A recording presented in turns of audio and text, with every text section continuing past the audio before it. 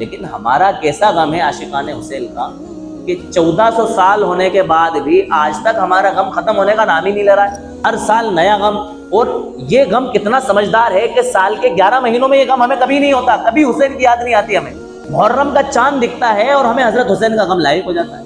محرم کا چاند دکھنے کے بعد ہمارا غم شروع ہوتا ہے اور محرم کی 10 تاریخ ہونے کے بعد ہمارا غم ایسا ختم ہوتا ہے کہ بقیہ 11 مہینوں کے اندر 11 مہینے 20 دنوں کے اندر ہمیں کبھی غم لوٹ کر کے نہیں آتا. اس بات کے ذریعے ہم اندازہ لگا سکتے ہیں کہ ہم کتنے بڑے عاشق حسین ہیں. تو عاشق حسین کتنے سمجھدار ہیں کہ ان کا غم صرف کب لوٹ کر کے آتا ہے؟ محرم کے مہینے میں لوٹ کر کے آتا ہے, اور وہ بھی صرف 10 دنوں کے لیے, اور ان 10 دنوں میں بھی صرف عاشورہ کے دن کے لیے خاص. اس کے علاوہ سال بھر ان کو کچھ بھی یاد نہیں رہتا ہے. اگر عاشق حسین واقعتاً سچے عاشق ہیں تو زندگی بھر غم مناتے رہیں, حالانکہ اس کی اجازت نہیں ہے. ہمیں غم منانے کے لیے شریعت کو تلاشنا پڑے گا. اگر ہم یہ بات بتا رہے ہیں تو جو بات ہماری ادھوری سنے گا, بات مکمل نہیں سمجھے گا, وہ یہ کہے گا کہ بھئی یہ کیا ہے, باغی حسین ہے, حضرت حسین سے کیا رکھتے ہیں, بغض رکھتے ہیں, حضرت حسین سے ان کو عقیدت نہیں ہے, حضرت حسین سے ان کو محبت نہیں ہے. اللہ کی قسم حضرت حسین سے ہمیں ایسی ہی محبت ہے جیسی محبت کا تقاضا شریعت کے اندر مطلوب ہے, جیسی محبت اللہ کے رسول صلی اللہ علیہ وسلم نے اپنے نوازوں سے کی. ان سے ذرہ برابر بھی بغض ہمارے ایمان کو ختم کر سکتا ہے اور ہم سے ہمارے ایمان کو چھین سکتا ہے.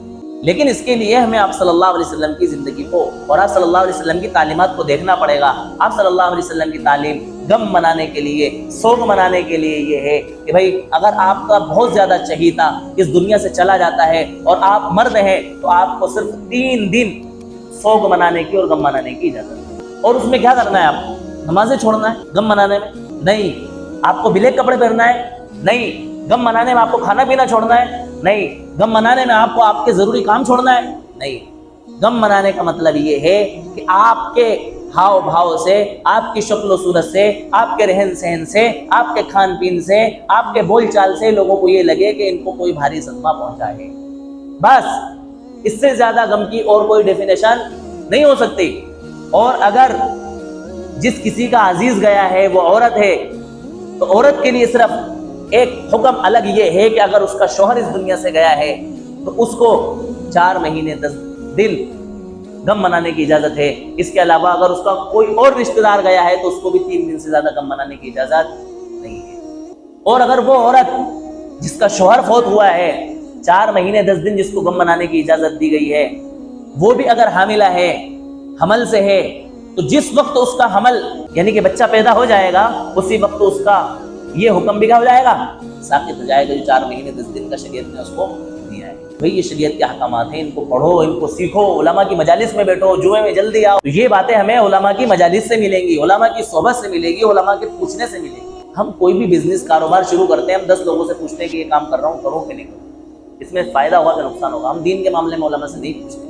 میرے عزیزوں, یہ جو خرافاتیں محرم کے مہینے میں چلتی ہیں نا, محرم کے مہینے میں صرف ہمیں 2 کام کرنے کی اجازت ہے.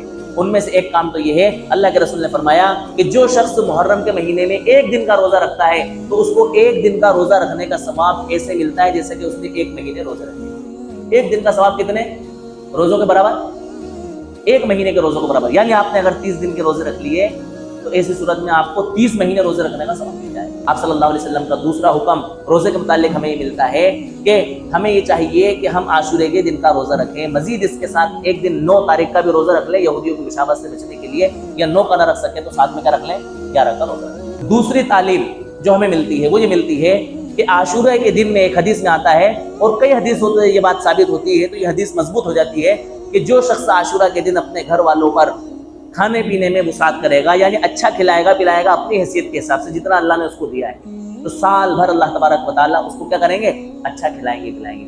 اس کے علاوہ ہمیں محرم کے مہینے میں اور کچھ کرنے کی کوئی تعلیم نہیں ملتی ہے. شربت, کھیچڑا, یہ وہ جتنی چیزیں ہو رہی ہیں نا, یہ سب اپنی من گھڑت اور بناؤ کی چیزیں ہیں. ان کو کرنے میں ہمیں ثواب کی بجائے کیا ملتا ہے, گناہ ملتا ہے. ان کاموں میں شریک ہونے کا بھی گناہ ملتا ہے.